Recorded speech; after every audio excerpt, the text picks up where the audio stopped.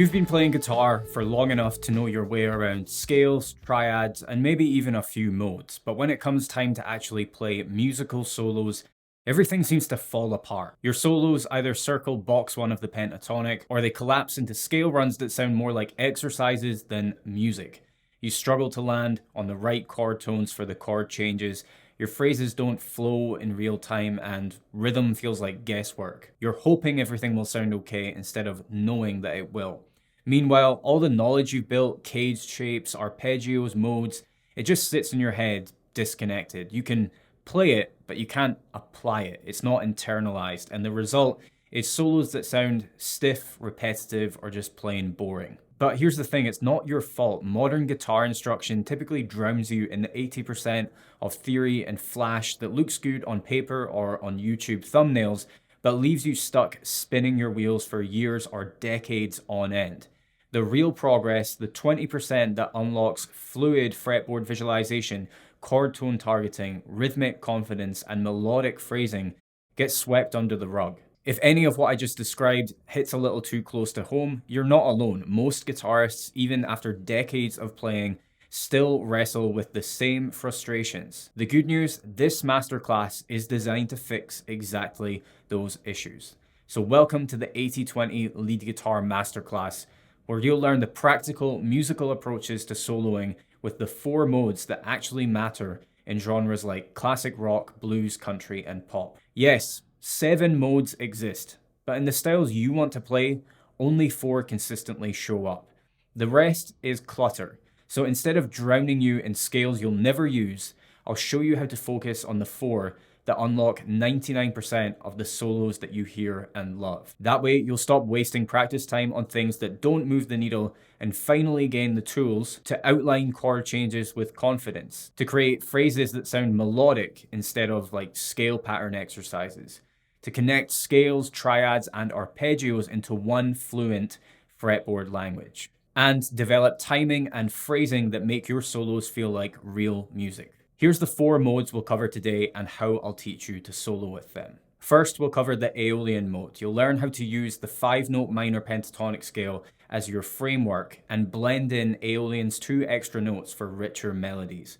We'll target arpeggios inside Aeolian to highlight chord changes in a 12-bar minor blues, and I'll share my favorite spicy triad hack from Harmonic minor to instantly elevate your minor solos. From there, we'll move on to the Dorian mode, similar to Aeolian but with a fresher, funkier flavor, think Santana. You'll see how to build solos by layering Dorian's color tones over the minor pentatonic patterns. I'll also show you a pair of triads that create flowing, head-turning lines, plus a melodic minor twist that adds tension and release to your Dorian solos. Next, we'll look at the Mixolydian mode, which is the backbone of classic rock, southern rock, country, and blues. Here you'll learn my Mixolydian note palette concept, which blends major and minor pentatonics into one powerful soloing approach. We'll work on fretboard visualization so that you can see this palette clearly in relation to the minor pentatonic patterns. And lastly, we'll look at the Ionian mode, the major scale. You'll learn how to use major pentatonic patterns as your foundation and blend in Ionian notes for added depth. I'll also show you how to apply triads to target the chord tones for every chord change in a major progression. By the end of today, you won't just know these 4 modes, you'll finally understand how to use them musically on the spot in a way that makes your solos sound like you. So let's start with Aeolian.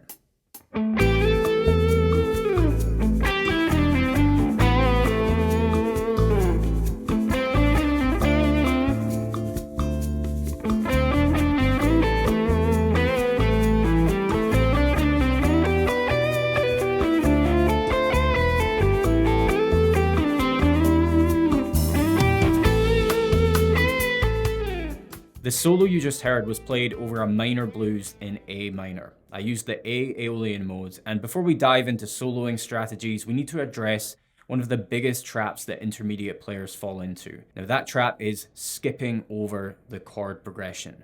Most players see a backing track on YouTube called Minor Blues in A minor, and they immediately think, cool, I'll just use A minor pentatonic. And sure, that works on a surface level, but if you don't actually know the chords and structure, Your solos will sound like you're running scales, not like you're creating music that locks in with the chord progression.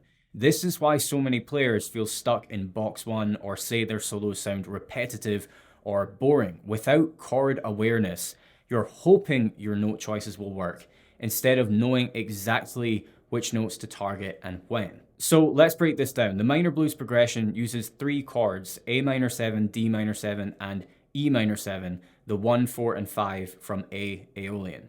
So the structure goes like this. We've got 4 bars of A minor 7, 2 bars of D minor 7, 2 bars of A minor 7, then 1 bar of E minor 7, 1 bar of D minor 7, and 2 bars of A minor 7. Now, here's the first concept. Use the minor pentatonic as your framework, then blend in Aeolian's extra color tones for more expressive lines. So Aeolian has 7 notes, 1, 2, flat 3, 4, 5, flat 6, flat 7. The minor pentatonic has 5 notes, 1, flat 3, 4, 5, flat 7. So the minor pentatonic is basically baked into Aeolian. Now, instead of trying to memorize full Aeolian scale patterns, I prefer to visualize the familiar pentatonic boxes and then study vocabulary to learn where to find those additional Aeolian notes, the natural second and flat sixth. Let's start with the natural second. This note instantly adds a melodic quality to your lines, and it's a favorite of players like Eric Johnson, Carlos Santana, and Joe Bonamassa. So here's a lick that shows you how to take a simple pentatonic phrase and make it sing by adding in that one extra note, that natural second.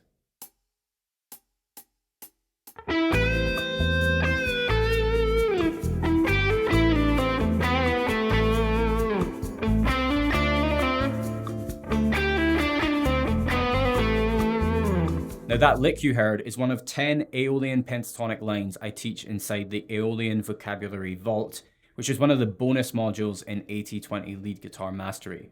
So let me drop in the exact lesson from that module, where I show you how to weave Aeolian's natural second into those minor pentatonic positions to make your lines sing.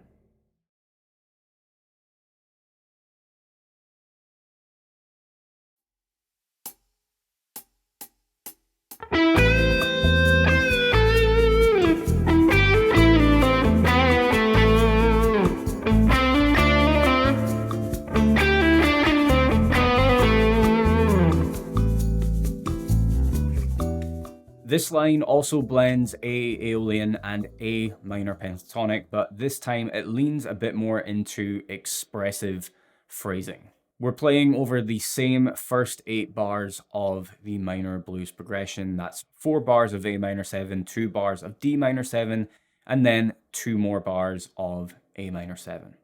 Let's listen to the full line slowed down with the tab on screen before we break it down.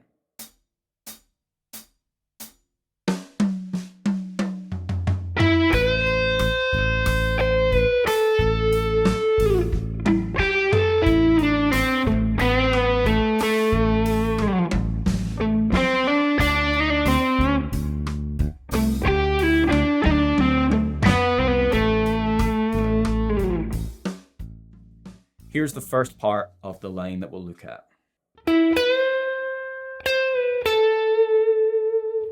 This is working out of position 3 of the A minor pentatonic. But as you may have already noticed, we're sneaking in that natural second from A Aeolian at fret 12 on the B string to bend up to the flat third. So for that bend, you pick fret 12 and bend up a semitone, then pick the bend and release it before picking fret 12. Okay, now let's move on to the second part.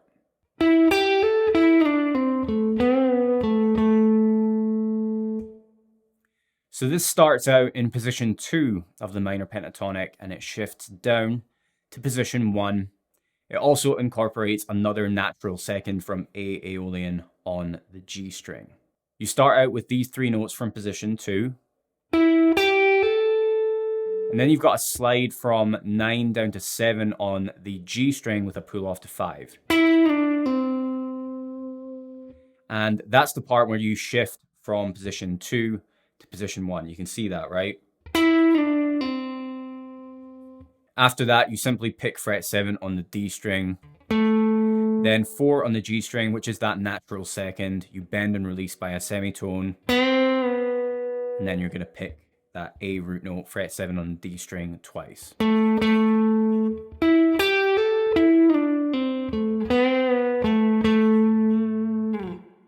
Let's move on to the third part of this line. Very simple, right? This part is where the chord change from A minor 7 to D minor 7 occurs, and it's all played within position 1 of the A minor pentatonic. But as you might have noticed, we have the addition of the flat 5 from the A blues scale at fret 8 on the G string, right? Now, just so you're aware, the flat 5 from the blues scale is always an option anytime you are using the minor pentatonic. Even though they are on paper technically different scales, I don't really think of the minor pentatonic and the blues scale as separate from one another. Like I just said, anytime I'm soloing with minor pentatonic, I'm sneaking in that flat 5 from the blues scale just for some additional bluesy flavor and character, right? So anyway, that was it for part 3. That was a very simple part of the line. Let's move on to the fourth and final part, which goes like this.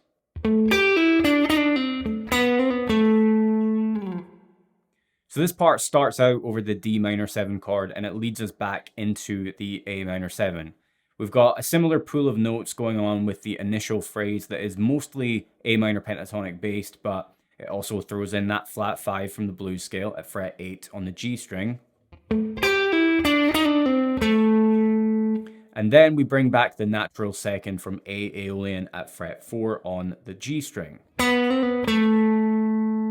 Now, that note at fret 7 on the D string, as you might have noticed, is the note A, and it's played right as the chords change back to A minor 7. So, of course, landing on the root of the chord as and when it appears in the progression sounds very intentional. So let's piece all of that together and play through the full line together at a slow tempo with the tab on screen.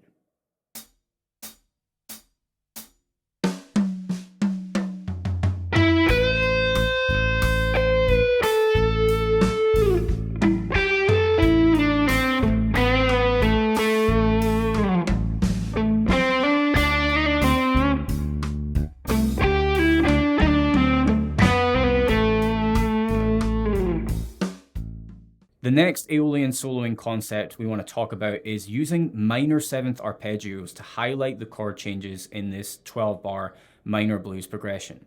Let's put the chord chart back on screen and look at the last 4 bars. This is called the turnaround, and here we've got 1 bar of E minor 7, the 5 chord, 1 bar of D minor 7, the 4 chord, and then we return to the A minor 7, the 1 chord. Now, here's the important point.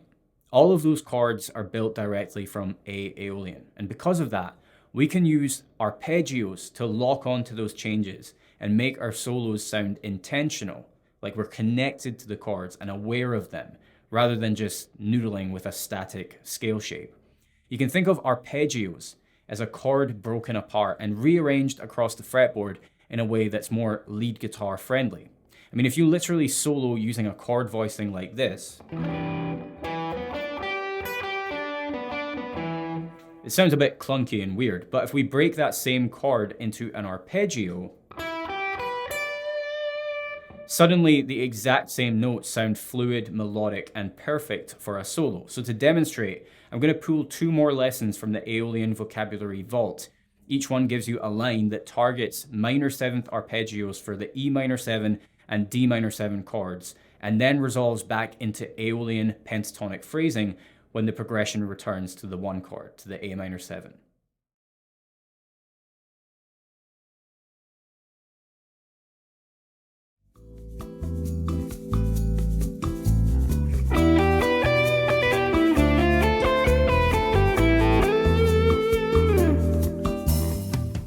Okay, this first Aeolian arpeggio line is actually very similar to part of the solo you learned in the Aeolian soloing mastery module, but I wanted to take this line and get you to practice it in isolation too, because it's very musical and usable for minor blues turnarounds, right? So yeah, this is played over the last 4 bars of the minor blues turnaround, which, just to remind you, in the key of A minor is the chords E minor 7, D minor 7, and A minor 7. So this line uses E minor 7 and D minor 7 arpeggio shapes on the first string set that are identical.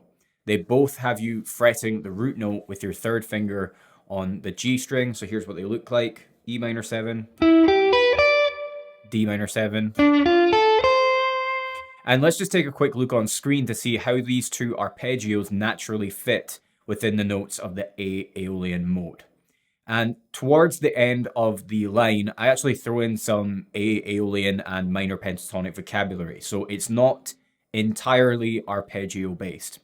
First, let's listen to the line at a slow tempo with the tab on screen, and then I'm going to walk you through my note choices.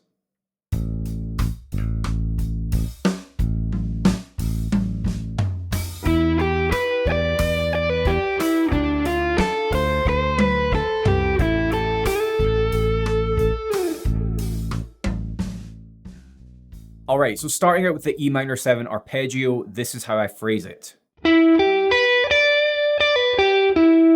I'm ascending from the root up to the flat 7th, then picking it again, pulling off, and descending the rest of the shape.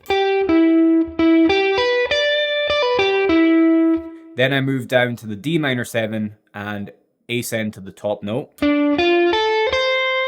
And from there, I play this Aeolian / minor pentatonic line that starts out with a little semitone bend from the natural second in A Aeolian,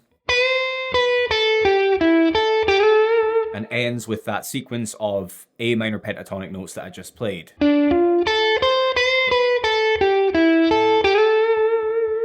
So that's it for arpeggio line number 1. Let's listen to it again a couple more times, first to tempo and then slowed down.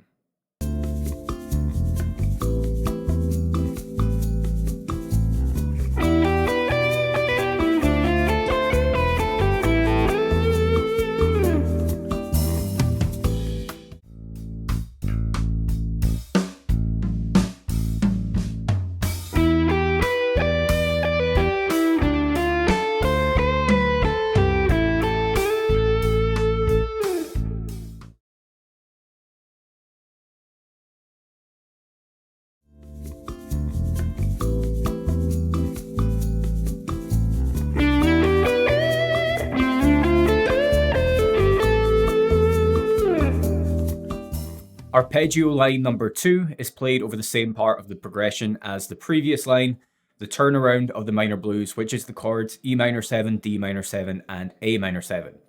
This time we're using identical arpeggio shapes for the E minor 7 and D minor 7 chords, but this time they are played on the second string set, which, just to remind you, is the D, G, and B strings, right? So here's the shape for the E minor 7 arpeggio. And we're using the exact same shape for the D minor 7, just shifting it 2 frets lower. And let's just take a quick look on screen to see how these arpeggios actually fit within the notes of the A Aeolian mode. Remember that these minor 7th arpeggios are not something that you are adding to the scale. They're already within them. You've just got to practice targeting them in your solos and mixing them in with notes from the scale, and that's going to help you to visualize them inside the scale patterns when you're soloing. That's exactly what this bonus module is designed to help you with. So this phrase ends with some notes in position 3 of the A minor pentatonic scale. And I'll show you exactly what I play and how I phrase everything in a moment, but let's just first listen to the line slowed down, and I'll put the tab on screen so that you can follow along at home.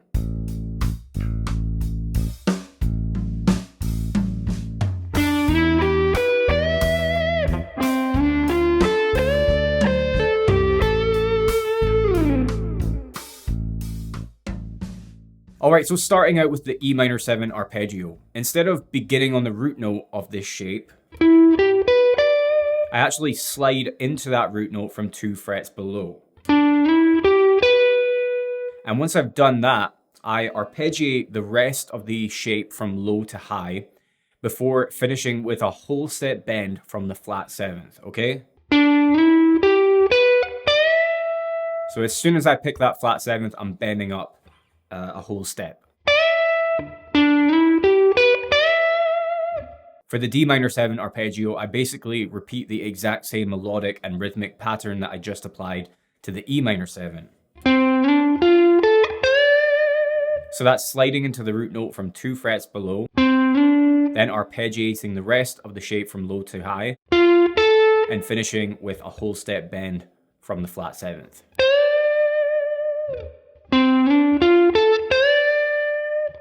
And after that bend, I play this very simple A minor pentatonic phrase. Okay, that's coming from position 3 of the minor pentatonic.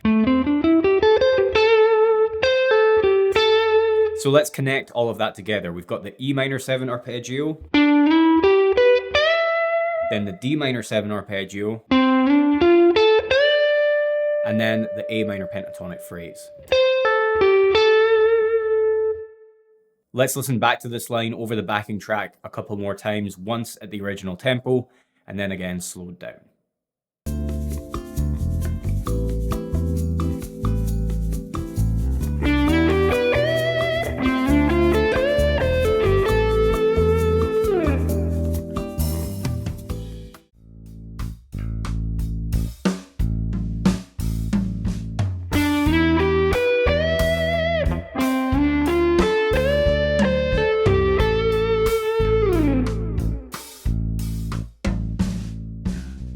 Now, before we move on, let me quickly circle back to something I mentioned earlier. The 2 Aeolian notes we add to the minor pentatonic are the natural 2nd and the flat 6th. You've already seen how powerful the natural 2nd can be, but what about that flat 6th? Have I left it out? Well, here's the cool thing. In Aeolian, the flat 6th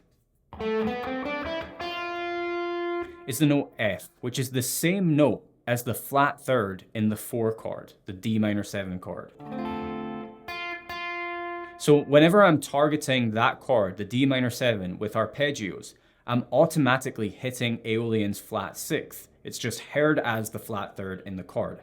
That's how I like to sneak it into my lines. It shows up naturally in the harmony, so it always sounds musical when you hit that note over the appropriate chord. Before we move on to the Dorian mode, there's one last Aeolian soloing concept I want to share, and that's how to blend Aeolian with another 7-note scale called harmonic minor. Let's quickly compare the two. Aeolian is 1, 2, flat 3, 4, 5, flat 6, flat 7.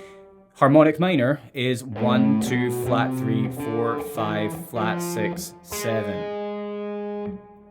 The only difference there is the 7th. Aeolian has a flat 7th, which is 2 frets below the root, whilst harmonic minor raises it by a semitone to get a major 7th, or a raised 7th. Which, as you can see, is just 1 fret below the root. That raised 7th adds instant tension to your Aeolian solos, perfect for turning heads at the bar. And the best part is you don't need to memorize all 7 positions of harmonic minor to use it, because there's a simple hack that lets you drop it in whenever you want that extra spice in your solo. Now here's an example of exactly what I'm talking about.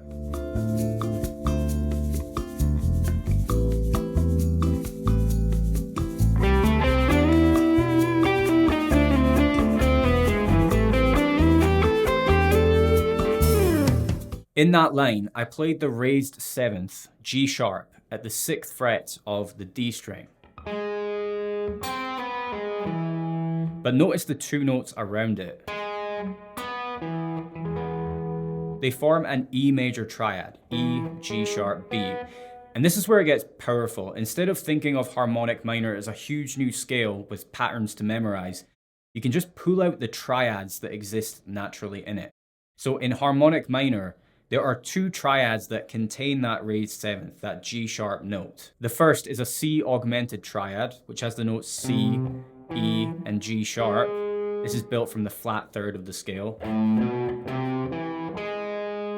And the other is an E major triad, which I just showed you. It contains the notes E, G sharp, and B, built from the 5th degree of A harmonic minor. Both are great ways to inject that raised seventh into your solos in a way that feels musical instead of, sounding like robotic scale pattern wandering. Now, let me share 2 lessons from the Aeolian vocabulary vault. The first shows you how to use the E major triad to sneak in that raised seventh, and the second shows you how to use the C augmented triad to do essentially the same thing.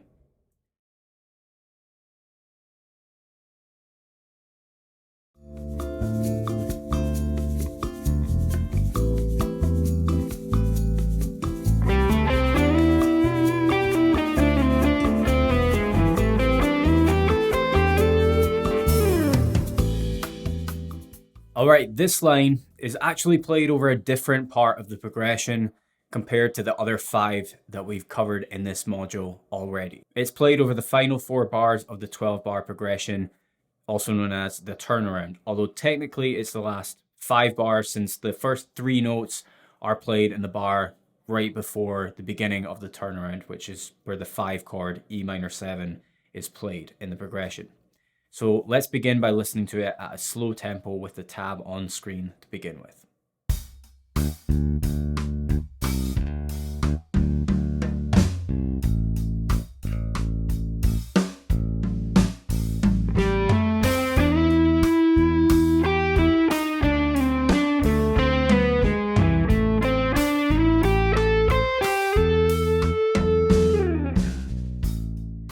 Alright, the first part takes us into the 5 chord, the E minor 7, with a very simple A minor pentatonic based phrase that ends on the note E as soon as the E minor 7 chord is heard in the progression. The next part moves into the D minor 7 chord, beginning with an A blues scale phrase and ending with some harmonic minor heat.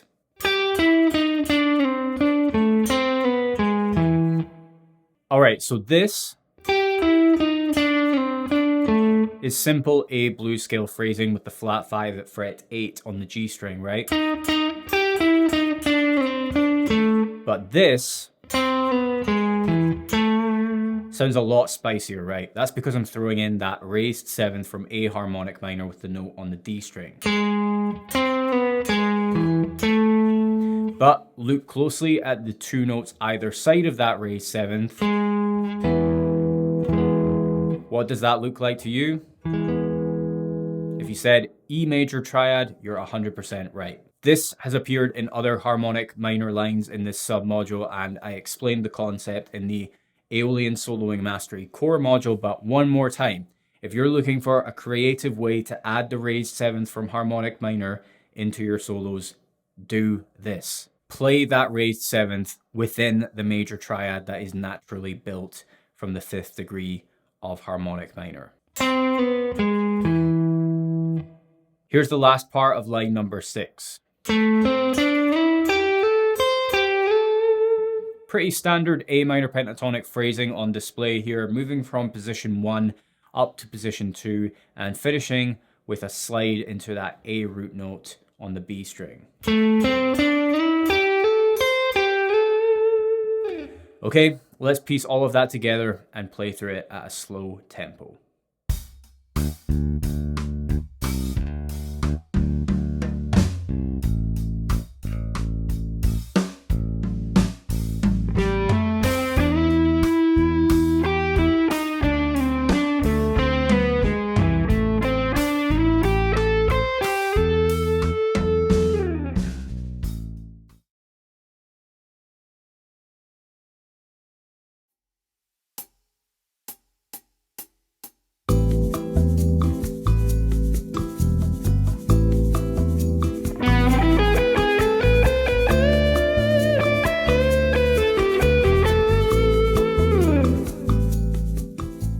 Line number 8 starts in the 3rd bar of the 12-bar minor blues progression, and it ends in bar 7.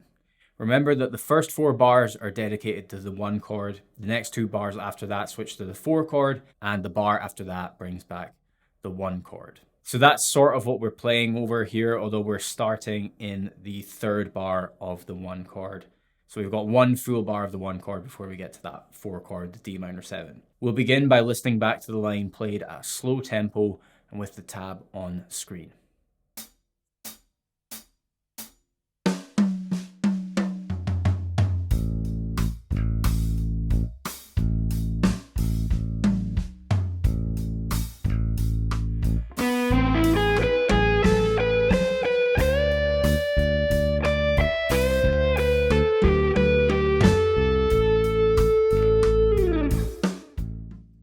Here's the first part to learn.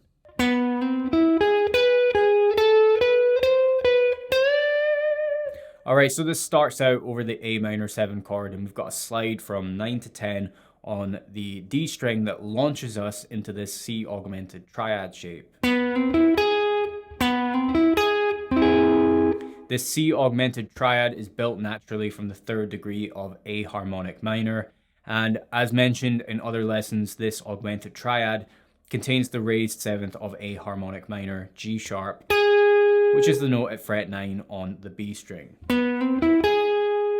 So this line jumps straight into that harmonic minor heat, and even after that augmented triad is outlined, you play that raised 7th again on the B string.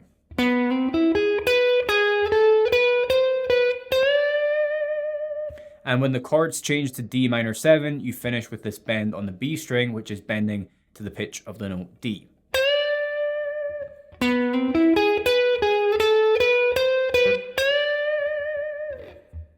This line is quite short compared to the others, and so the last part is this.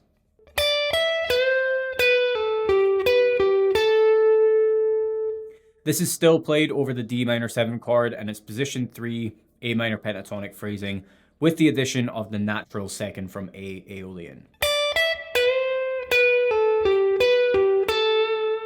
When the A minor 7 chord comes back, you hold on to that last A root note at fret 10 on the B string. So let's listen to that all together at a slow tempo once again.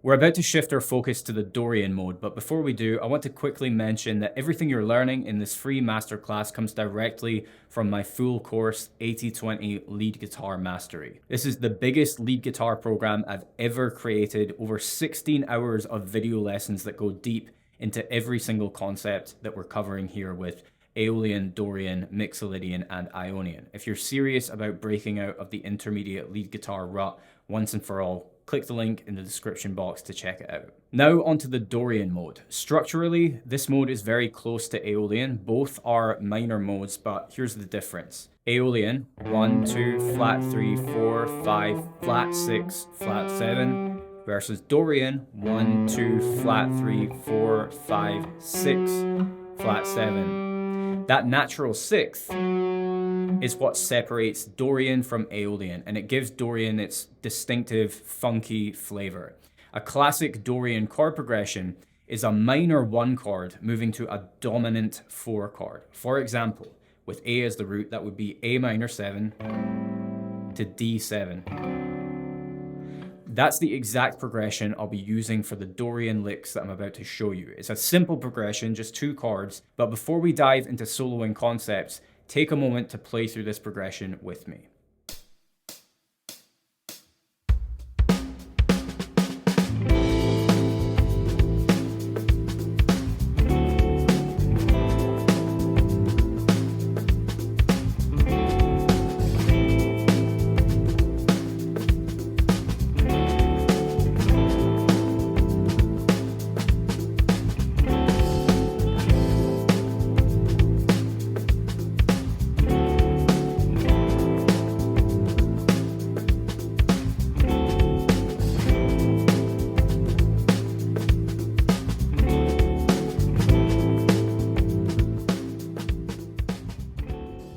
The first Dorian concept we'll cover is the same starting point we used for Aeolian, using the minor pentatonic scale as your framework. Why?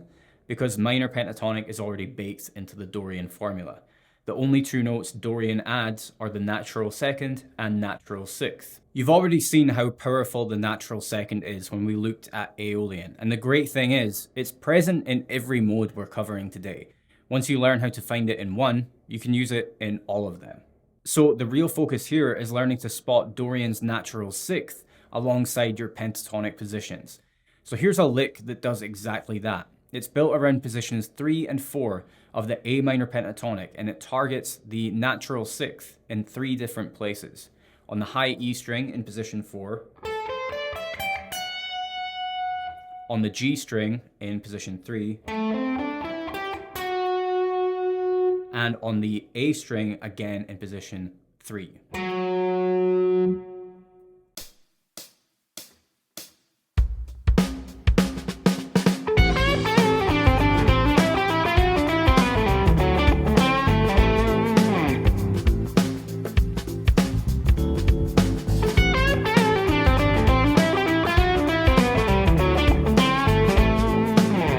So now check out this lesson where I break down that line step by step and show you how I've phrased that natural sixth in my minor pentatonic positions.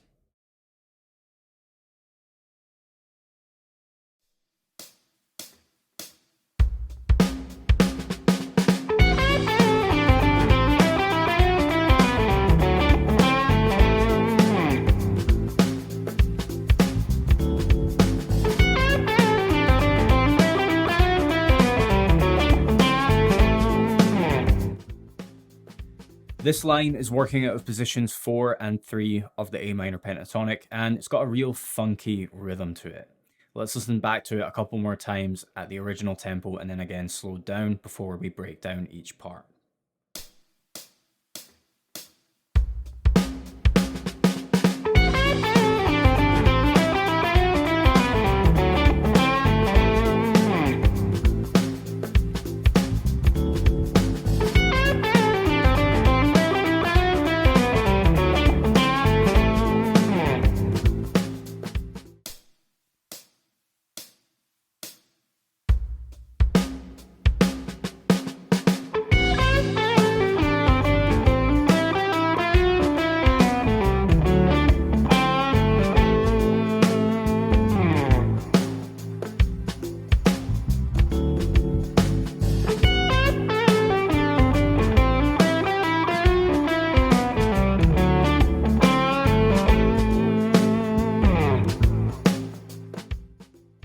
Here's the first part.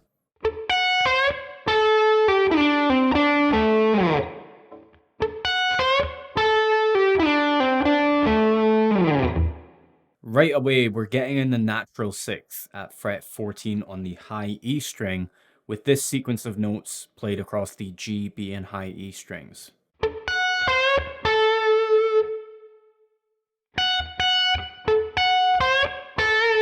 Now, this is one of my favorite micro phrases to use in Dorian improvisation, and I think it sounds great over a funky backing track like this one. You'll probably hear more examples of this in the other lines, so just want to point that out. The next group of notes in this phrase goes like this.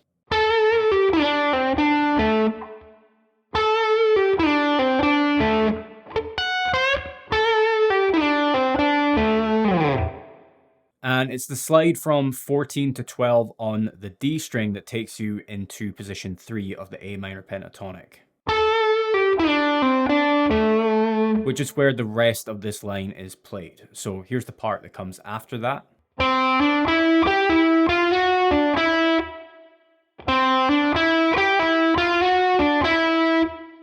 Here I'm using a chromatic passing note at fret 10 on the G string to lead me into the natural sixth in A Dorian, which is 1 fret higher. So here's the passing note, and here's the natural sixth.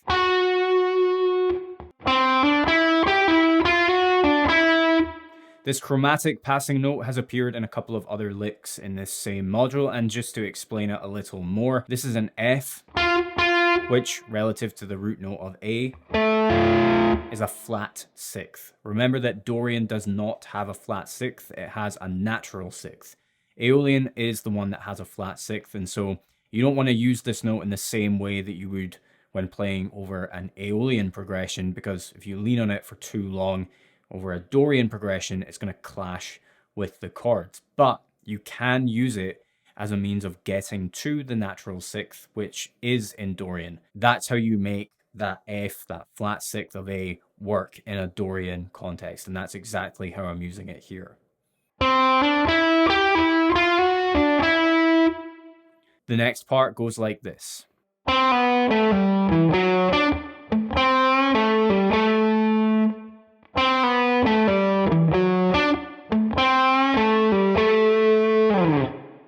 This part begins with a pull-off from 10 to 9 on the D string, and that note at fret 9 is the natural second in A Dorian.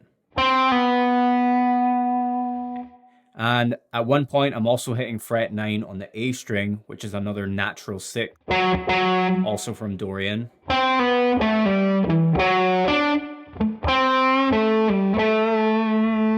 So hopefully these line lessons are helping you to familiarize yourself with the location of these Dorian notes, the second and the sixth, in relation to the minor pentatonic scale patterns.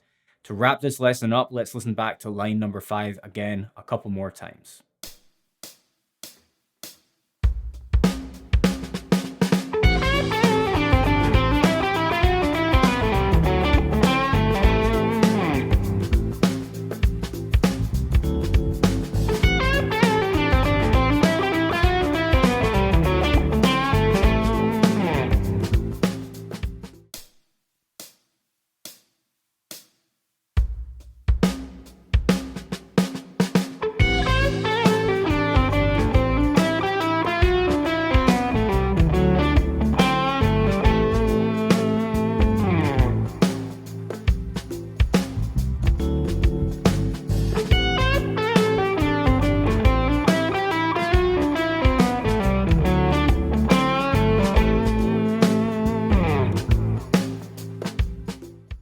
One last thing to take note of here, the final time that that natural sixth shows up in the lick, it's being played over the D7 chord. Now in A Dorian, the natural sixth is F sharp.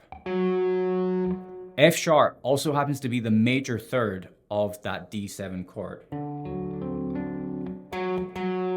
That's why it locks in so well musically. It's not just a scale note, it's acting as a chord tone there. And when you understand things like this, how notes connect to certain chords, that's what transforms pattern wandering into solos that sound really connected to the chord changes. It's the same concept we talked about earlier with Aeolian. The flat sixth of Aeolian doubles as the flat third of the minor 4 chord. Connecting those dots is what makes your solos feel harmonically grounded and not random. The next Dorian soloing concept I want to share with you is something known as a Dorian triad pair. Here's a quick example of a line that uses the major triad pair found in the Dorian mode. Once you've heard this, I'll explain what it is.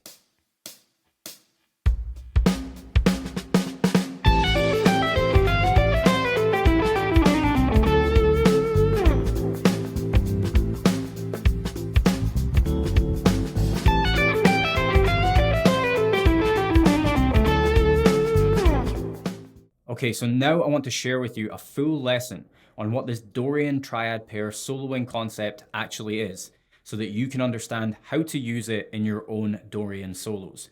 Once you've watched this lesson, I'll then give you a full lesson on the Dorian triad pair line that you just heard me play.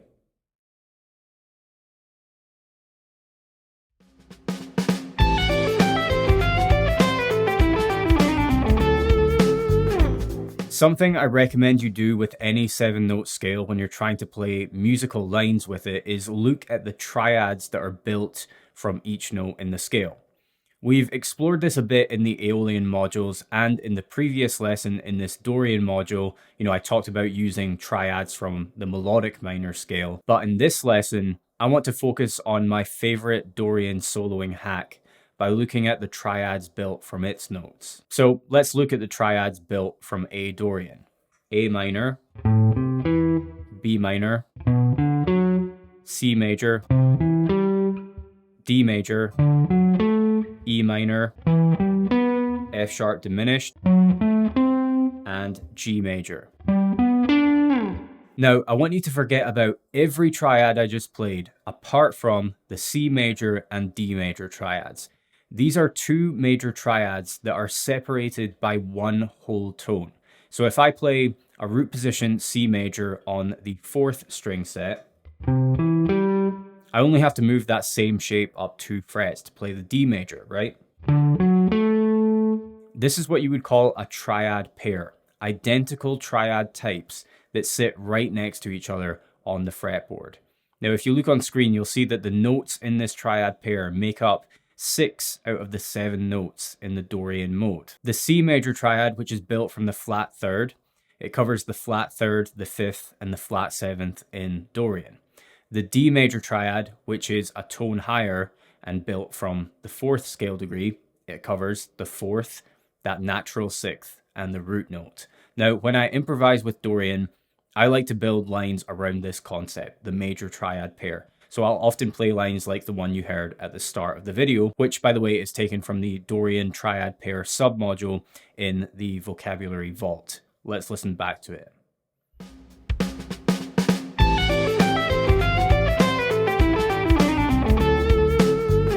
And the reason I'm telling you this now is that I make use of the triad pair in the 2nd solo, which you're about to learn. So becoming aware of it now is going to help you to make sense of my note choices when I break them down in the following lessons. For now, I want you to spend some time familiarizing yourself with this triad pair across the fretboard. So I'm going to show you a simple exercise played over the slow version of our Dorian backing track. And all I'm asking you to do is play through 3 inversions of the triad pair on each of the 4 string sets.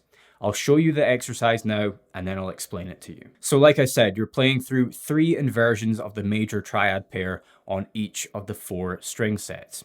You'll start on C with 1 inversion, then you'll move the same inversion shape up 2 frets to play the D major. Then you'll move up the fretboard on the same string set to play another C major triad with a different inversion shape, and you'll move that new shape up 2 frets again to get the D major. And you'll repeat that 1 more time on each string set. You're going to start on the lowest string set, the low E, A, and D strings. Then you'll move to the 3rd, then the 2nd, and end on the 1st string set. So these are the inversions you're going to play on the 4th string set in the order that I played them in when I just demonstrated the exercise. So you'll start with the 2nd inversion, C and D major triads. Then you move up to play the root position inversions for C and D major, and end with the 1st inversions. Moving to the 3rd string set, the A, D, and G strings, you'll start with 1st inversion C and D major triads. Then move up to play 2nd inversion shapes. Then move up again to play root position shapes.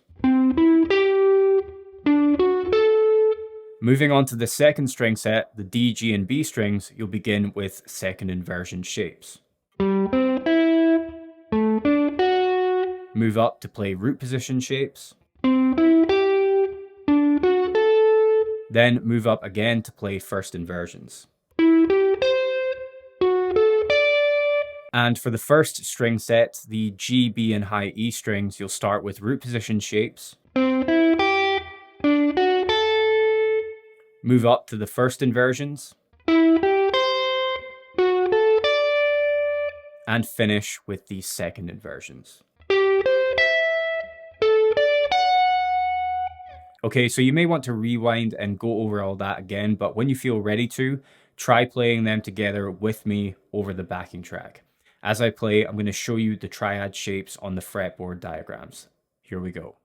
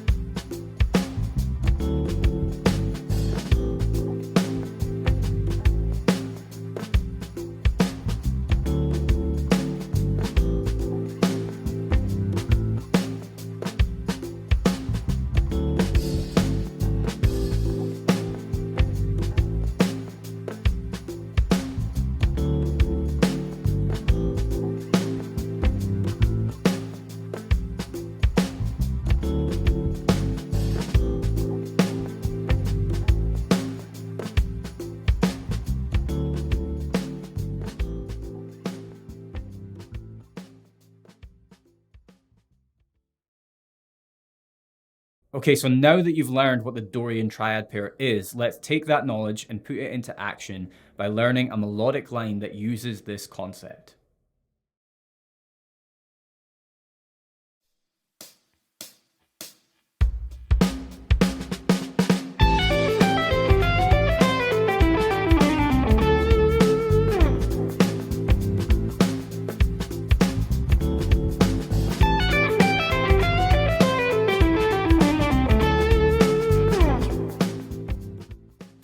Alright, in this submodule, we're going to focus on a new melodic device inside the Dorian mode, and that's the major triad pair that naturally occurs in the scale. Specifically, I'm talking about the C major and D major triads in A Dorian. These are built from the 3rd and 4th scale degrees, and as I mentioned in the Dorian soloing mastery module, when combined, these triads contain 6 out of the 7 notes in the Dorian mode. So let's check out the first line. We'll hear it twice, once at full speed, and then again slowed down to 70 BPM.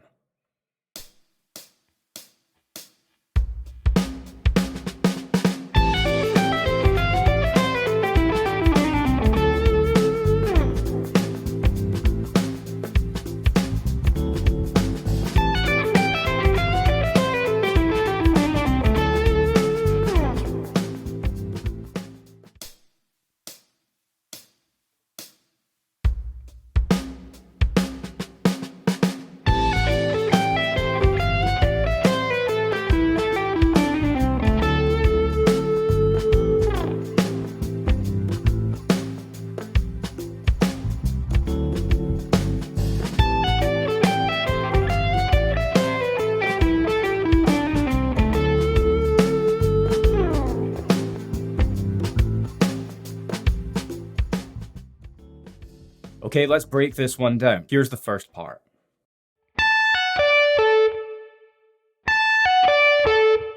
Now, this part is outlining a D major triad, but you might be thinking, wait, how come there's 4 notes that you're playing if it's a triad, which, typically has 3? Well, technically there are only 3 notes that I'm playing here, but the first and last one are the same. They're both A, which is the 5th in a D major triad, or the root in A Dorian, if you want to look at it that way. So doubling up on that note allows you to transform a major triad into a 4-note major arpeggio. Now it's all played over an A minor 7 chord, which is what really helps the Dorian sound to come through. You're outlining a major triad against a minor chord, which is one of the magic tricks of Dorian soloing. Now, yes, they do have different root notes, and that is important to note as well. Now, here's the thing about the 3rd in the D major triad. It's the note F sharp, and it's played over the A minor 7 chord, so it's really being heard as the natural 6th in A Dorian. Now, from there, we're going to shift down to a C major triad in the exact same kind of shape. Again, we've got the 5th of the C major triad doubled up on the high E and G strings. And so I'm just descending through the notes in this 4-note major arpeggio shape, like so.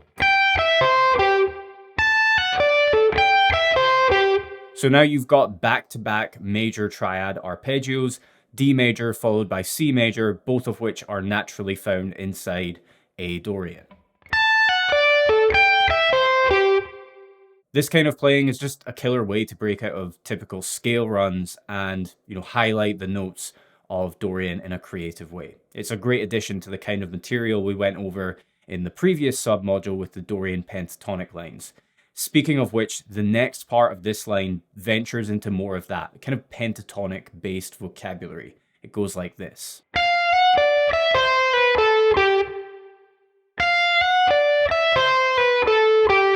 I'm visualizing position 4 of the A minor pentatonic here, and the slide from 13 to 14 on the high E string is a chromatic passing note. So that fret 13 note is an F, which isn't in the Dorian scale, but it slides you neatly into F sharp at fret 14, and that F sharp is the natural 6th in A Dorian.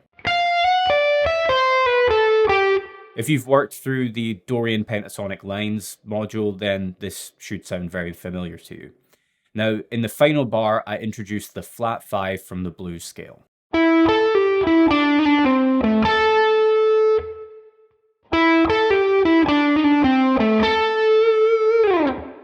The flat 5 from the blues scale, that's the note at fret 13 on the D string. And that's how I play it. That's going to do it for Dorian triad line number 1. Let's listen back to it again before we move on to line number 2.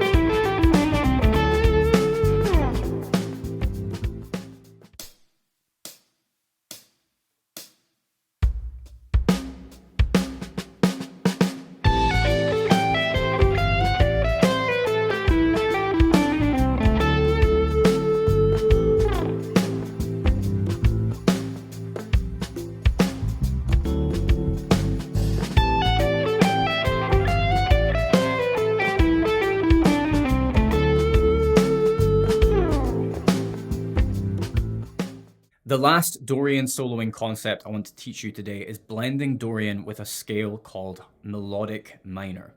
Here's a full breakdown of what that means.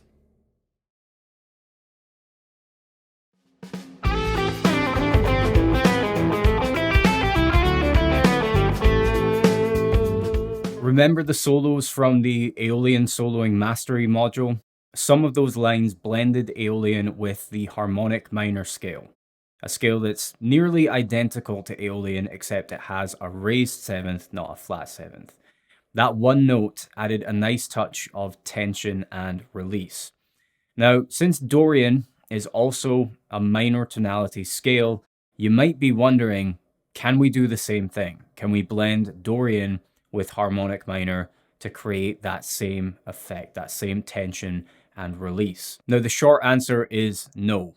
Dorian does not pair well with harmonic minor, but there is another 7-note scale that does work beautifully with Dorian, and that's melodic minor. Let's take a quick look at what makes melodic minor the perfect match for Dorian. I'm going to play melodic minor on one string. 1, 2, flat 3, 4, 5, 6, 7. That's melodic minor. Now let's compare it to Dorian.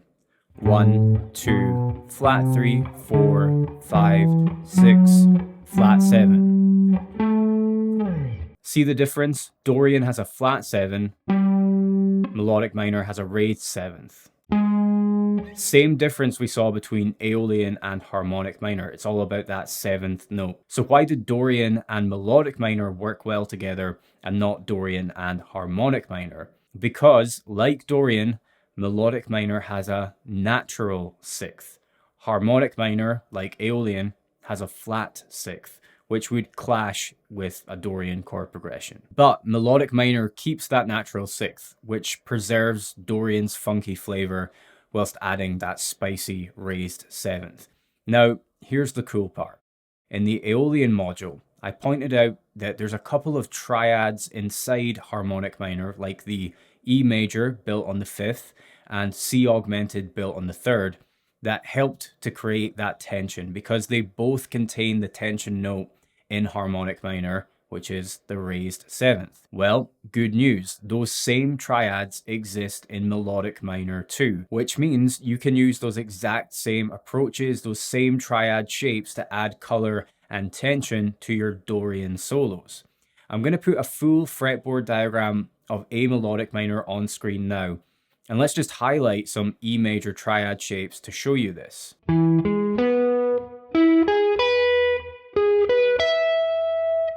And now let's highlight some C augmented triads.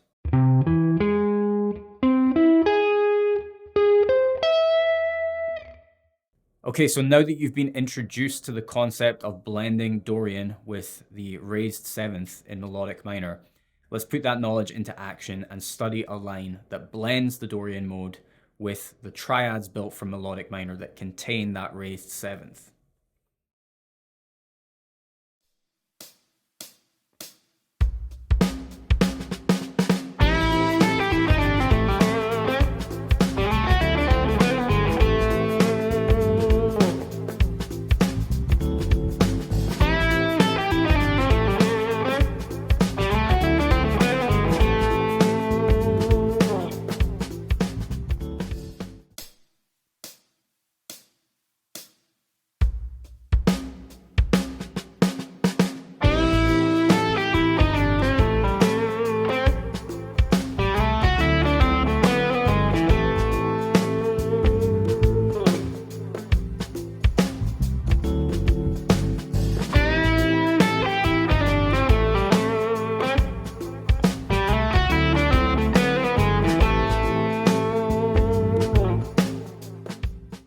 Okay, this is melodic minor line number 7. Now the first bar here is just basic minor pentatonic phrasing, working out of position 1 and using the flat 5 from the blues scale on the G string. It goes like this.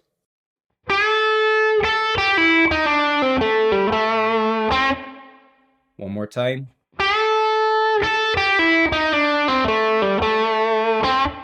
In the second bar, after the rests, you slide from 5 to 7 on the D string. Then you're going to pick fret 7 on the B string, which is the natural 6th in A Dorian. And from there, you play this pull-off sequence from that note down to fret 7 on the D string. Here's what that goes like.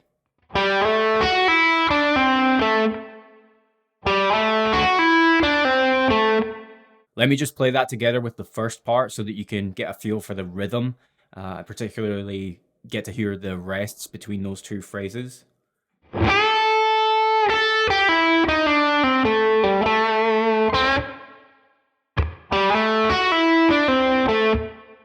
Next, there's a hammer-on and pull-off from the natural 2nd at fret 4 on the G string, which leads you into an E major triad shape that you're going to descend.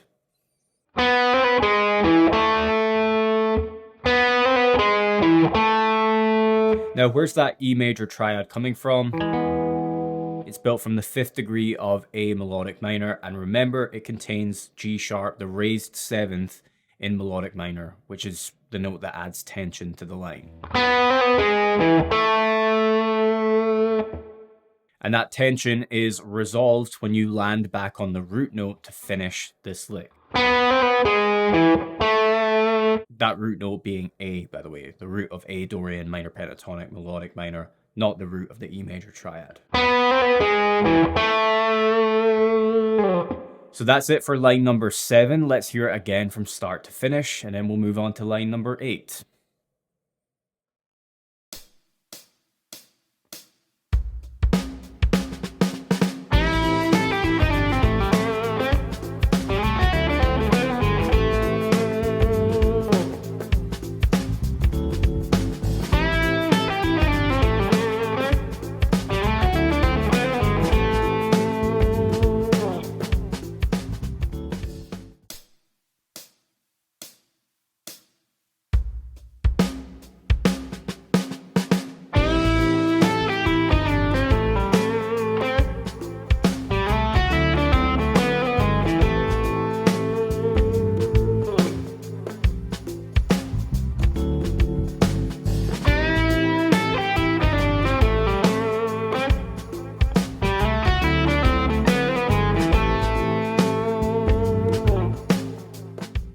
Now let's move on to the Mixolydian mode, a scale that is used in countless classic rock, southern rock, blues, and country solos.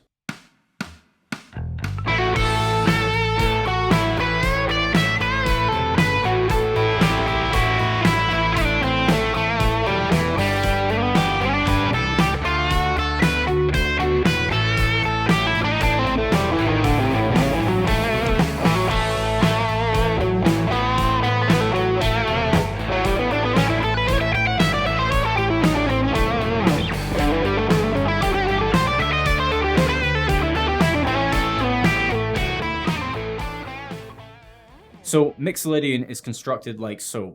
1, 2, 3, 4, 5, 6, flat 7. With Aeolian and Dorian, I showed you how to blend those scales with minor pentatonic patterns, since the minor pentatonic is baked into those scale formulas. With Mixolydian, the approach is kind of the same, but with a little twist.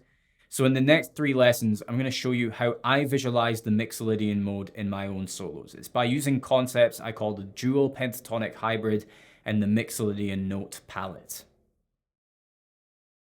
Later on in this same module, I'll be teaching you a full solo study built entirely around the Mixolydian mode. But before we dive into learning that solo, I want to show you my preferred approach to playing Mixolydian. Let's kick things off by listening to the solo in full.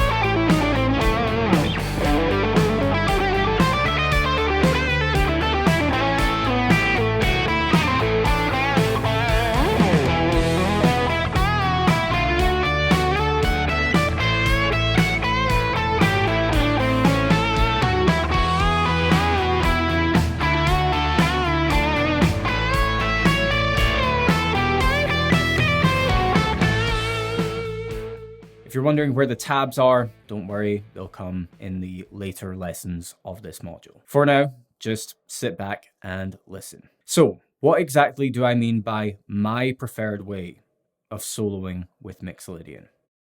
Well, if you've been through the Aeolian and Dorian soloing mastery modules, you might have noticed something. I never taught you Aeolian scale patterns or Dorian scale patterns. Why? Well, both of those modes are minor in tonality and they already contain the minor pentatonic. It's baked into their scale formulas, right? So instead of drowning you in 3-note per string modal shapes, I used minor pentatonic patterns as the framework, and I simply showed you where the other notes from each mode fit in. That approach makes phrasing more musical, and it keeps you from sounding like you're just running scale patterns. Now with Mixolydian, I'm going to do something similar, but with a twist. Take a look again at the Mixolydian scale formula. 1, 2, 3, 4, 5, 6, flat 7. Now compare that with the major pentatonic scale formula. 1, 2, 3, 5, 6. You'll notice that the major pentatonic is already baked in to Mixolydian. So you might think, okay, Ross is going to use the major pentatonic as the framework and then add in the other 2 notes from Mixolydian. Well, kind of, but here comes the curveball. My favorite way to solo with Mixolydian isn't just using the major pentatonic, it's combining major pentatonic and minor pentatonic scales with the same root note. So in A, that means mixing A major pentatonic and A minor pentatonic. And just to be clear, I don't mean thinking of like the relative minor pentatonic of A, like this would be A major pentatonic, right? And this would be F sharp minor pentatonic. That's not what I mean, because that's the same set of notes as A major pentatonic, just with a different root. What I mean is literally blending the notes of A major pentatonic with the notes of A minor pentatonic. Now, listen back to that solo you heard at the beginning of this lesson.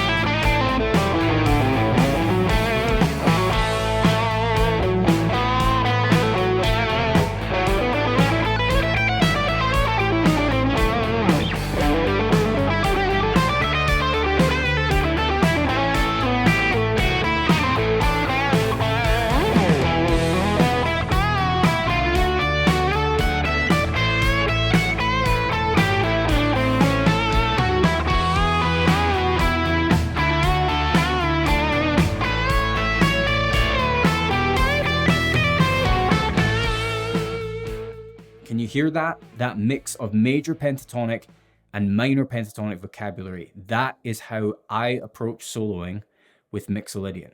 And it's also how many of my favorite players use a Mixolydian sound in their playing. Guys like Joe Bonamassa, Eric Clapton, Slash, Brad Paisley, and more. They all do this. They all combine notes from the major pentatonic and notes from the minor pentatonic scales with the same root note to create what is essentially a Mixolydian sound in their solos, whether they realize it or not. From this point on, I'll be calling this concept the dual pentatonic hybrid. And in the next video, I'll break it down for you step by step. In the previous lesson, I mentioned that I won't be teaching you Mixolydian scale patterns in this module. That might sound counterintuitive right now, but the reason is simple. I believe that there is a far better way to create musical solos with Mixolydian. And that's what I call the dual pentatonic hybrid. This approach means combining the major pentatonic and minor pentatonic scales that share the same root note. For example, A major pentatonic combined with A minor pentatonic. Take a listen now. Here's me improvising lines that blend the two.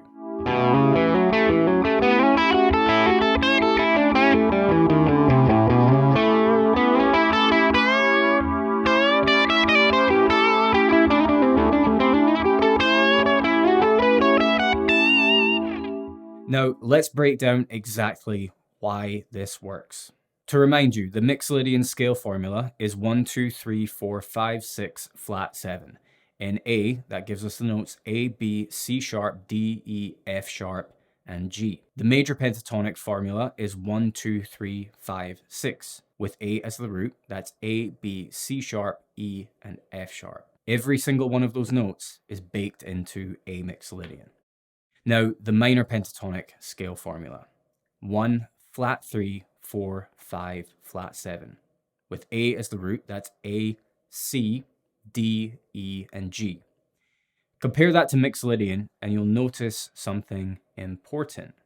You've got the root note A, you've got the fourth D, the fifth E, and you've got the flat seventh, which is G. The only outside note is the flat third, the C. That's it, one note. And how far is that flat third from Mixolydian's major third?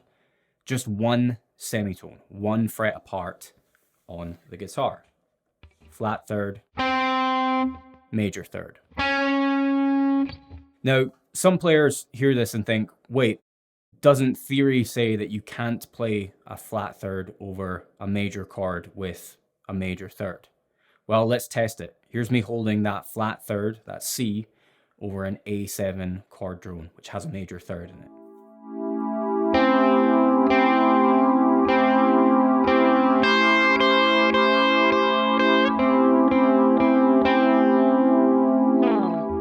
Yeah, it doesn't sound great. If you sit on it, like I just did, it clashes.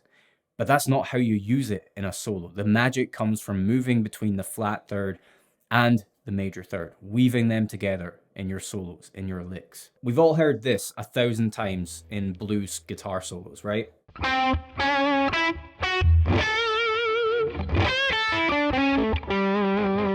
That's a classic cliche blues phrase, and it combines the flat third with the major third.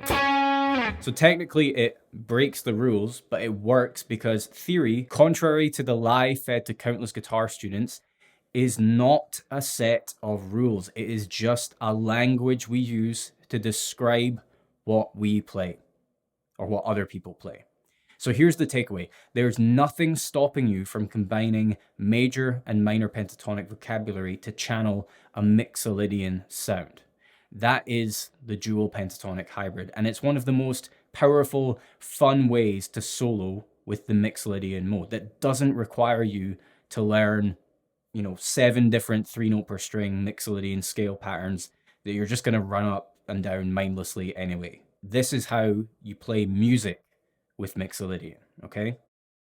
Now, in the solo breakdown lessons, as well as the Mixolydian vocabulary vault, I'll be using minor pentatonic scale patterns as the main framework for the fretboard diagrams, just like I did in the Aeolian and Dorian modules. Of course, I will also highlight where the major pentatonic and Mixolydian notes have been added in, like the natural second, the major third, and the major sixth. I'm choosing this approach to keep things crystal clear rather than constantly switching between minor pentatonic and major pentatonic fretboard diagrams. And even though the major pentatonic is technically more closely related to Mixolydian, I still find myself visually and mentally rooted in the minor pentatonic patterns. So that's just my preferred approach, and it works because I have a deep understanding of where the surrounding Mixolydian and major pentatonic notes are. Now, right now, that's probably not the case for you, but it will be soon enough, provided you keep doing the work and paying attention to the lessons in this module. Now, before we wrap up, it's worth mentioning the flat third isn't the only outside note that I like to slip into my Mixolydian solos. I also love using the flat 5 from the blues scale. Back in the Aeolian and Dorian modules, I mentioned that whenever you're working with the minor pentatonic, the flat 5 is always there for the taking. Honestly, I don't even think of minor pentatonic and the blues scale as separate. The flat 5 just lives naturally inside that vocabulary. It just feels right using it, okay? So let's pull everything together. We're combining Mixolydian with the minor pentatonic and that flat 5 from the blues scale. Remember, the major pentatonic scale is baked into Mixolydian, so we don't really need to list it separately. Now, when you combine it all, you get this full set of scale degrees. 1, 2, flat 3, 3, 4, flat 5, 5, 6, flat 7. This is something I call the Mixolydian note palette. In the next lesson, I'll show you the best way to think about and pull from this palette of notes so that you can start building Mixolydian solos that will sound 10 times as musical when compared to simply running through large Mixolydian scale patterns. So in the last couple of lessons, I explained that when I solo with Mixolydian, I don't just stick to the 7 scale degrees of the mode, 1, 2, 3, 4, 5, 6, flat 7. Instead, I expand it by adding the flat third from the minor pentatonic and the flat 5 from the blues scale. Put all of that together and you get these scale degrees lined up in order. 1, 2, flat 3, 3, 4, flat 5, 5, 6, flat 7. I call this the Mixolydian note palette. Now in this lesson, I want to show you how to actually use this palette, but first, let me show you how not to use it, or rather how not to think of it. Here's the mistake you want to avoid. Treating this like a brand new scale with patterns that you need to learn and memorize and run up and down. That's not how you approach this. This is a palette of possible notes to pick and choose from, not a strict sequence to ascend and descend. Think about how a painter uses a palette of colors. Sometimes they'll use every color available, other times just 2 or 3. The art comes from choosing the right colors for the right moment, and it's the same idea with this Mixolydian note palette. Now, here's why scalifying this does not work. Let's take position 1 of the A minor pentatonic. Now, if I start adding all of the other Mixolydian palette notes onto that diagram, the 2, the major third, the flat 5th, and the 6th, what do I get? An absolute mess. If I play from low to high,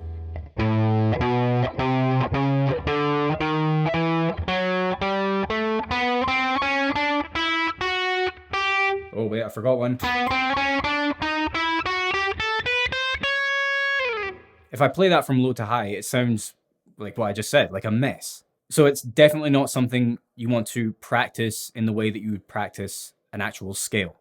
Now, this is why I often scratch my head when someone leaves a comment on one of my videos where I'm either just like noodling on my own unaccompanied or over a backing track, and they ask me, what scale are you playing? I always scratch my head when I get questions like that, because the truth is I'm usually blending several things. It might be mostly minor pentatonic with a major third here, a flat 5 there, maybe a triad, maybe a 9 or a flat 9. So the answer is I'm not playing a scale. I'm drawing from a palette of options. And that's the big lesson here. In lead guitar improvisation, there is rarely a single scale that neatly explains everything you're doing. There isn't always a one scale fits all approach, right? You've already seen this with Aeolian and Dorian, and it's exactly the same with Mixolydian. So at this point, you might be wondering, well, how do I actually practice this? How do I internalize this Mixolydian note palette? The answer is by studying vocabulary that draws directly from it. Studying licks, solos, phrasing. That's exactly what you'll get later in this module through the Mixolydian solo lessons and the melodic line lessons inside the Mixolydian vocabulary vault. But before we dive into full solos and licks with bends, slides, and varied rhythms, I want to give you some very straightforward exercises to practice this right now. These aren't about phrasing or technique, they're about mapping the palette onto the fretboard and building your fretboard visualization. Specifically, seeing where the natural second, major third, flat 5, and major 6th fall in relation to the 5 minor pentatonic scale positions. So I just finished up by talking about the Mixolydian note palettes, and now I'd like to share with you an exercise that helps you to visualize those palette notes in addition to box 1 of the A minor pentatonic.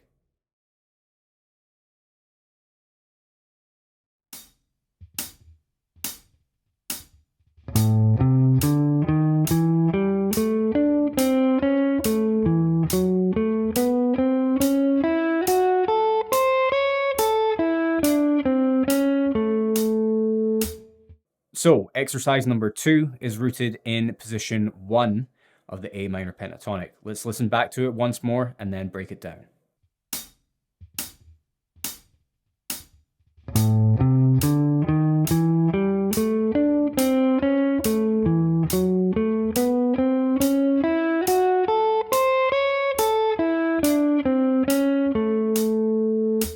Okay, so here's position 1. And here's the first group of notes in the exercise that we'll focus on.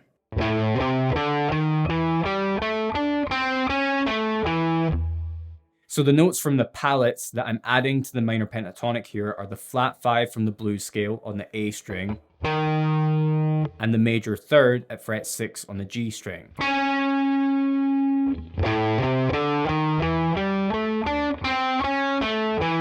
Now notice how the major third is preceded by the flat third in the minor pentatonic. The flat third is essentially acting like a passing note, leading you up to that major third here. Let's move on to the next set of notes. Okay, right off the bat, we're beginning with the natural sixth from Mixolydian and the major pentatonic on the D string. Then on the G string, we introduce 2 notes from the palette. The first is the natural second. Then we're going to hit that flat third, which is minor pentatonic. And then we're going to combine it with the major third once again. And on the B string, I'm playing the natural sixth once again. Okay? The last group of notes goes like this.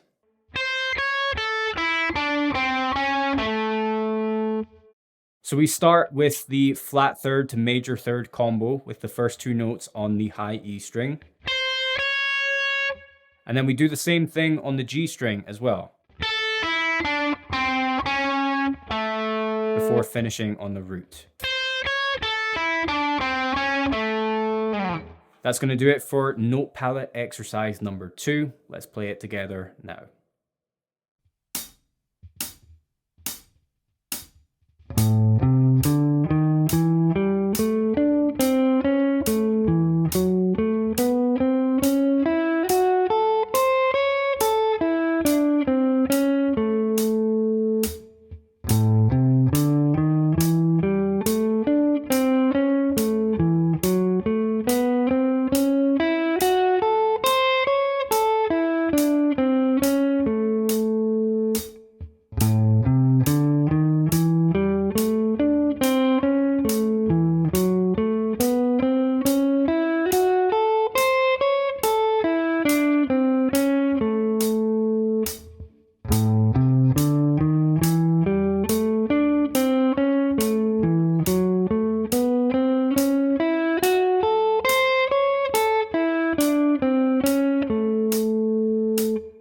Alright, so we've covered what Mixolydian is and the key approaches I use when soloing with it. Now it's time to look at how to actually spot and identify a Mixolydian chord progression.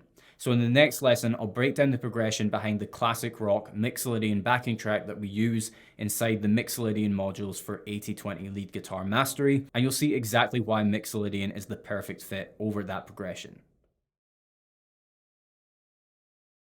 In this video lesson, I'm going to break down the chord progression that makes up the A section of the backing track you'll be using for the Mixolydian solo, as well as everything you'll learn in the Mixolydian vocabulary vault. As I do this, I'll also explain how to recognize a chord progression that's a perfect fit for Mixolydian. Let's start by just listening to the A section of the track.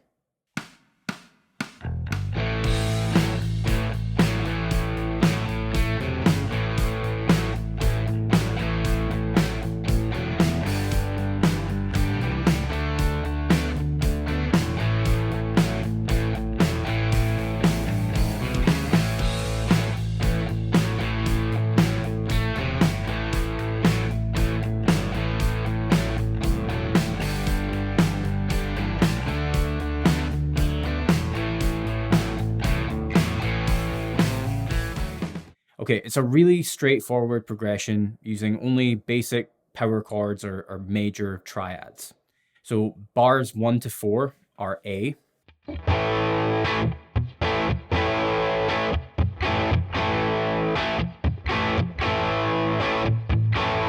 Then in bar 5, you move to G. And in bar 6, you move to D. And in bars 7 to 8, you go back to the A. Then that 8-bar progression repeats. So the whole A section is simply A for 4 bars, then G for a bar, D for a bar, and A for 2 bars, and then you repeat that all over again. Now, what is it about this progression that tells me it's Mixolydian? Well, let's look at the triads built from the A Mixolydian scale. You've got A major, B minor, C sharp diminished, D major, E minor, F sharp minor, and G major. So the key detail here is this. The progression moves between A major and G major, which are the 1 chord and the flat 7 chord. That flat 7 chord, in this case G major, is the giveaway that tells me that it's Mixolydian. Because in a regular A major key, chord 7 would be G sharp diminished, or G sharp minor 7 flat 5, sorry. Because the major scale has a major 7th, not a flat 7th. Mixolydian has a flat 7th, and so the basic 3-note triad, 3-note chord built from that flat 7th in the key of A is a G major triad. Because this progression leans so heavily on that A chord, your ear should recognize that A is the tonic, the tonal center, which tells you to solo from scales with an A root note, right? But here's the giveaway. We also get another major chord that's one whole step beneath A or below A.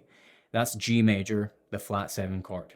And remember, a flat 7 is always found a whole step or 2 frets when looked at on one string below the root. Okay, so here's A, the 1, 2 frets below it is G, the flat 7. Now, this 1 major and flat 7 major sound, it shows up everywhere in rock, country, and blues. I mean, take Highway to Hell by AC/DC as an example.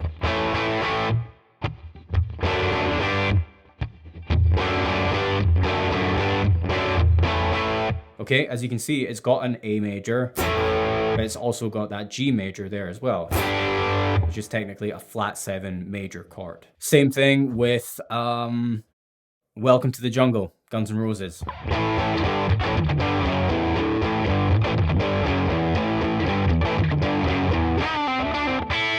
Something like that anyway. As you could tell, that riff has an A major in it, which sounds like the tonic, right? But it's also got that G in there as well. And now that we've covered the chord progression, I'd like to now show you some examples of me applying my favorite Mixolydian soloing approaches. So in the next couple of lessons, you'll see me break down the first 2 lines of the Mixolydian solo study in 80/20 lead guitar mastery. These lines draw from concepts like the Mixolydian note palette, which you learned about earlier, as well as approaches that I use for chord tone targeting when highlighting the flat 7 and 4 chords in the progression.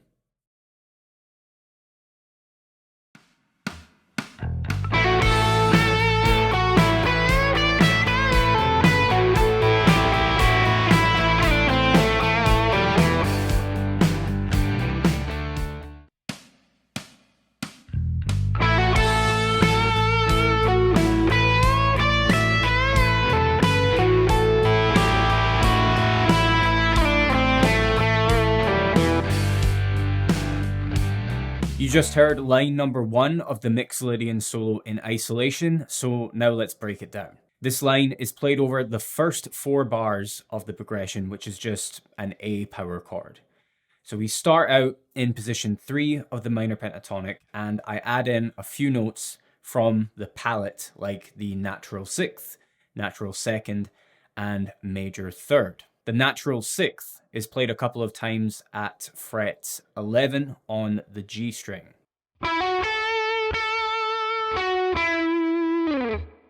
Then I introduced the natural second and major third on the B string by picking fret 12, which is the natural second, and bending it by a whole step to hit the major third of A.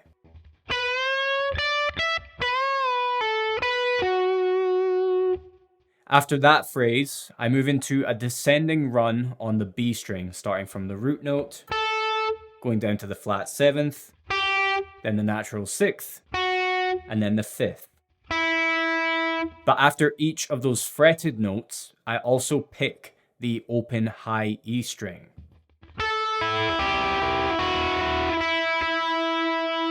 This creates what's called a pedal note. Now, a pedal note is simply a single note that stays constant whilst other notes around it change. In this case, the open E string acts as our repeating anchor, our repeating pedal note. Now, hitting that after each fretted note and leaving it to ring out creates this cool droning effect. The last phrase in this line is simple. It moves from position 5 down to position 4 of the A minor pentatonic. So you start out with a grace note slide on the B string, which is where the transition from position 5 to 4 happens. And then you simply finish like this. That's it for line number 1. Let's listen back to it a couple more times.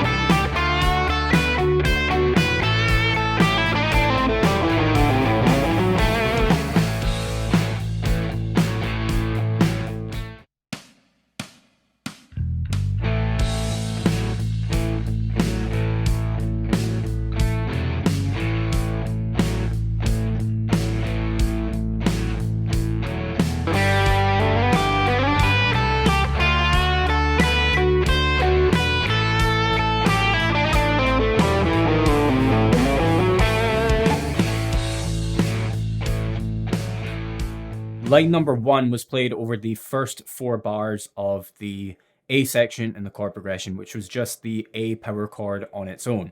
This second line is played over bars 5 to 8, which consists of 1 bar of the flat 7 chord, G major, 1 bar of the 4 chord, D major, and then a return to the 1 chord, A major, for 2 bars. Now for this line, I made a real effort to highlight those chord changes with my note selection. So let's look at what I played over the G major chord.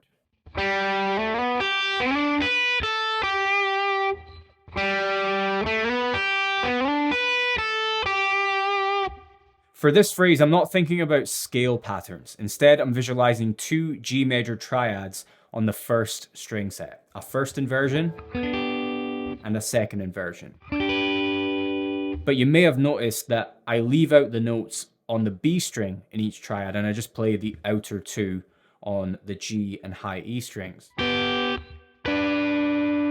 When you play triads like this, you call them sixths, or you can call them sixths, because the outer 2 notes are 6 letter names apart in the musical alphabet. For example, in this first inversion, the note on the G string is B, and the note on the high E string is G. So if we go through the musical alphabet, B, C, D, E, F, G, 1, 2, 3, 4, 5, 6 notes apart, okay?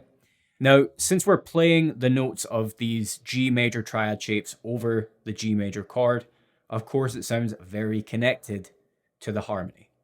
And I phrase these notes by starting with the open G string and then sliding into the bottom note of the first triad before picking the top note, sorry. Then I pick the bottom note in that triad and I slide up to the bottom note in the next sixth. And from there, I pick its top note. And after that, I play these two notes.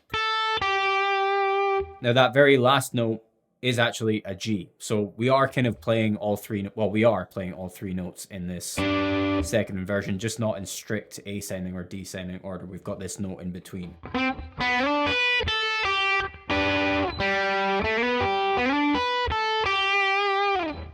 Now that leads me nicely into the next bar, which is where the D major chord comes into play. So here's what I play over the D major chord. Now, there's a couple of ways we can look at these notes. One is to view them in the context of position 1 of the A minor pentatonic. So that first bend on the B string starts from fret 6, which relative to the A root note is a flat 6. So that would be considered a passing note. It's not really in our note palette. It's not part of A Mixolydian. But the important part here is that I don't linger on that note. I use it, I play it, and then I bend up one semitone so that I reach the pitch of the natural sixth, which is of course part of the Mixolydian note palette. And then I play these notes on the high E string, which are the root, natural second, and flat third relative to the A root note. So that's one way of looking at these notes. However, that's not exactly how I look at them. What I'm seeing on the fretboard here is kind of a fragment of a D7 arpeggio, which looks like this. Now remember, this is played over the D major chord. And when you're playing Mixolydian, the 4 chord, even though it's major in this backing track, you can kind of treat it as if it's a dominant 7th chord, right? So that's why I'm saying, I'm visualizing a D7 arpeggio. So that bend from fret 6 on the B string, if we look at it relative to D, is essentially starting on the flat third of D and then bending up to its major third. And of course, that major third, that F sharp, is in the D major chord that these notes are played over. And so then the notes on the high E string at frets 5 and 8, relative to a D root note, are its 5th and flat 7th, okay? And yes, we've got another note in between those two, which isn't in the arpeggio shape, but it still works well in this context. If you care to know, it's the natural 6th of D.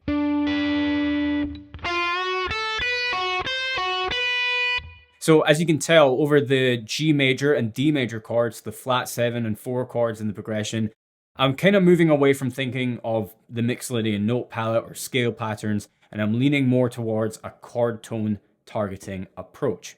And then to finish this line, when the A chord comes back, I play a descending sequence of notes that include the flat 5 from the blues scale.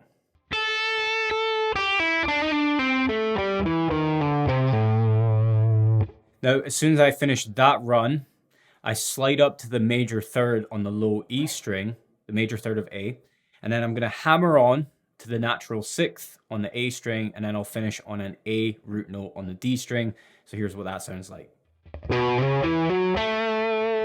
One more time. And together with the minor pentatonic blues thing that I just played before it.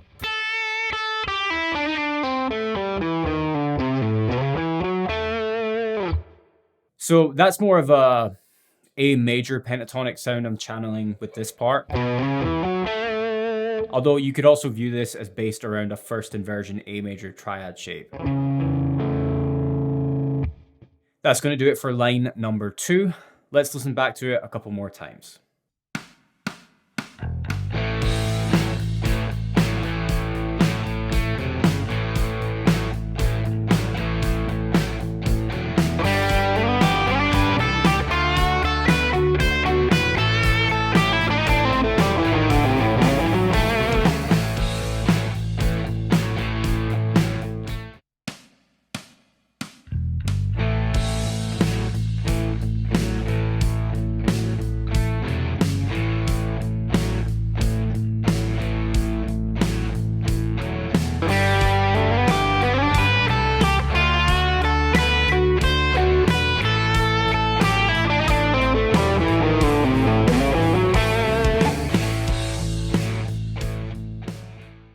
The last mode we're covering in today's masterclass is Ionian, which is just the modal name for the major scale itself.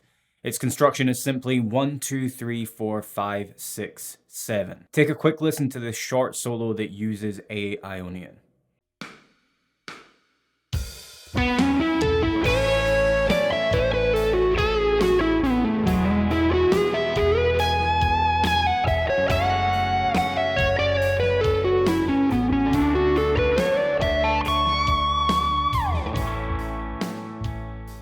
Now for Aeolian, Dorian, and Mixolydian, I talked about combining those modes with the minor pentatonic scale. Ionian is the one mode that you don't want to do that with, and for good reason, which is that it's the other pentatonic scale, the major pentatonic, that is the best fit for Ionian soloing. The major pentatonic is baked into the Ionian scale formula. It's 1, 2, 3, 5, 6. So when I solo with Ionian, I'm mostly visualizing major pentatonic scale patterns, but I'm also aware of where the two surrounding notes from the Ionian mode are, like the 4th and 7th. Another concept I use all the time with Ionian is chord tone targeting through the use of triads. That means using those tools to hit the notes that make up the chords in the progression, so that my note choices sound connected to the harmony. Before I get into those concepts, let's look at the chord progression that is used in this A major backing track. It uses chords 1, 5, 6, and 4 from A Ionian. That gives you A major, E major, F sharp minor, and D major. So let's just quickly play through that chord progression together now.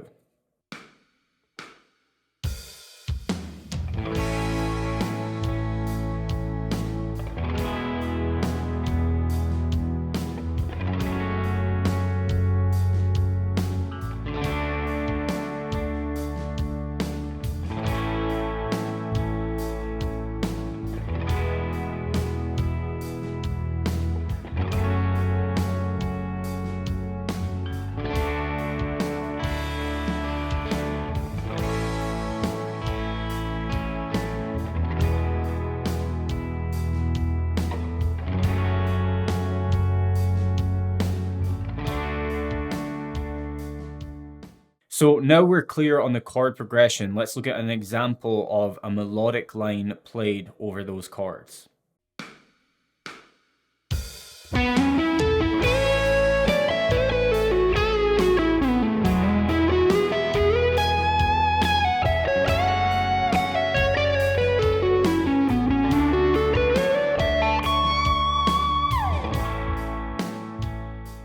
Okay, so this is a short solo that kind of brings together all of my favorite Ionian soloing approaches, using the major pentatonic and adding the 4th and 7th from Ionian, and chord tone targeting through the use of triads. The first part is played over the A major chord, the 1 chord, and it uses a couple of major pentatonic patterns plus some chord tone targeting. So here are the A major pentatonic patterns that I use.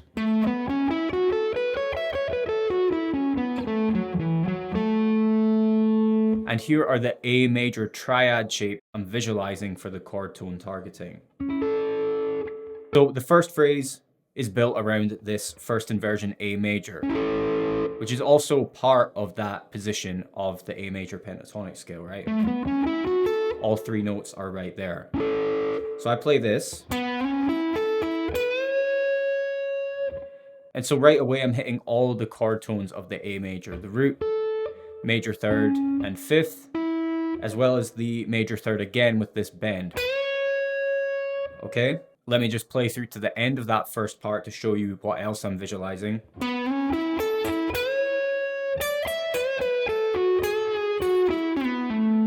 Okay, so after the bend, I introduce a note that is not in the major pentatonic, but is in Ionian, and that is the 4th. In A Ionian, the 4th is D. And as you can see, it's not part of this major pentatonic pattern. Okay, but it is part of A Ionian, so you can throw it in there for, you know, extra color and depth. Now that bend there, that semitone bend that goes up to the root note A, is coming from Ionian's major 7th. Okay, so right away we're getting in the 4th and the 7th from A Ionian inside this major pentatonic box.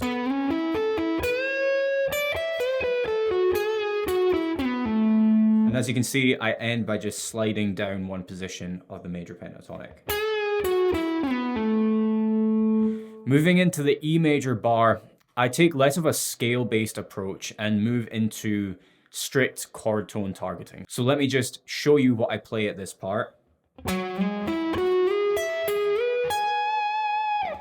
So what am I visualizing there if it's not scales? Well, the answer is 3 different E major triad shapes, okay? The first one looks like this. The second looks like this. And the third looks like this.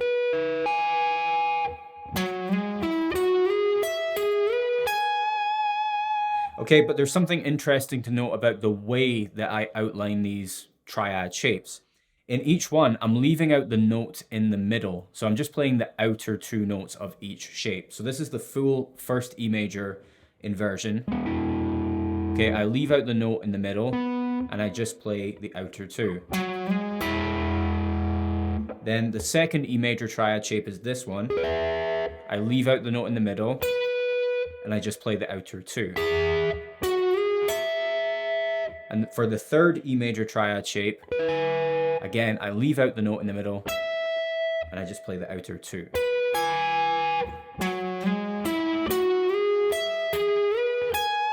Now, when you play triads in this way, where you're leaving out the middle note and just playing the outer 2 notes in each shape, you can call them sixths. And that's because those outer 2 notes are 6 letter names apart in the musical alphabet. For example, in this first shape, the bottom note is a G sharp and the top note is an E. So if you forget about sharps and flats and just think G, A, B, C, D, E, working through the musical alphabet, counting G as 1, G, A, B, C, D, E, 1, 2, 3, 4, 5, 6 letter names apart. Okay, so that's the approach I'm taking there, using sixths with E major triads in mind. And you know, since that is played over the E major chord,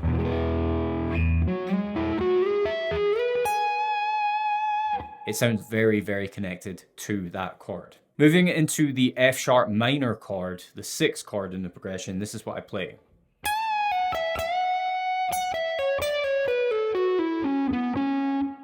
Okay, so we're working out of this position of the A major pentatonic. But I'm adding in the major 7th on the high E string, as well as the 4th on the B string.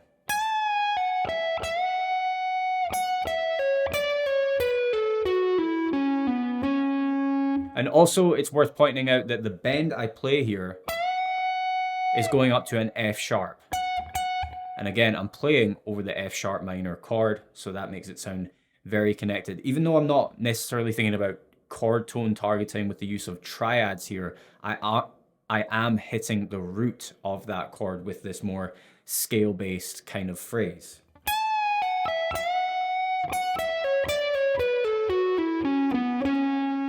Now for the last chord in the progression, I switch back to more of a triad-based visualization and I target chord tones for the D major chord. So this is what I play.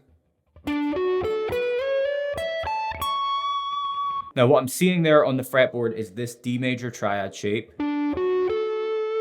as well as a D sus2 triad on the first string set. A sus2 triad is basically just where you take a regular major triad with a root, major 3rd and 5th, and you drop the major 3rd by 2 frets so that you get a 2nd instead. Has quite a cool modern sound to it, and here's how I phrase those 2 triads together.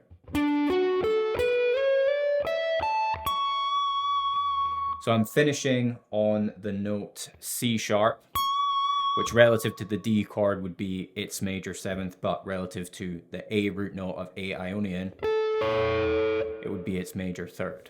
So that's how I approach soloing with Ionian for the most part. It's using major pentatonic patterns as my main scale visualization framework, and then adding in those other 2 notes, the 4th and 7th from Ionian for extra melodic depth, plus using triads to target the chord tones for each and every chord change. Okay, we have reached the end of the 80/20 lead guitar masterclass. If this masterclass helped you to connect the dots, imagine what will happen when you work through the full system. Once again, it's called 80/20 lead guitar mastery, and it's got 16 hours of step-by-step video lessons focused on the 4 modes that pro guitar players actually use in genres like classic rock, country, pop, and blues. You won't be grinding 7 modes or memorizing giant 3-note per string patterns.